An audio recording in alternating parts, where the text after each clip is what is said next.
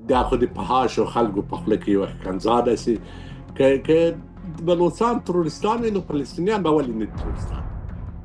د بلوڅو د فلسطینیانو قضیه یو رقم ده.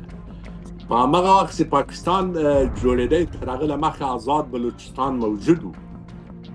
آزاد بلوچستان وو، آزاد بلوچستان لپاره اراده وه، د آزاد بلوچستان د اراده د بلوچستان په خلکو کې وه او د بلوچستان بیرغ موجود و، د بلوچستان جغرافیه موجوده وه، د بلوچستان حیثیت موجود و او د بلوچستان افادیت موجود و. پاکستان لا په وجود نه ورغلی او چې پاکستان انګریزانو جوړ کړي دا خو یو دغه خبره ده، راغی بلوچستان په زور قبضه کوي.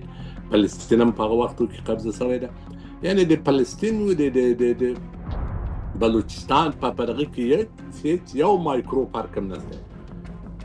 څنګه چې د فلسطین جهاد روا و یا د فلسطین دغه ته قضیې ته خلک یو مشروعیت ورکوي، په همدغه رقم باندې بلوچستان قضیه مشروع قضیه ده.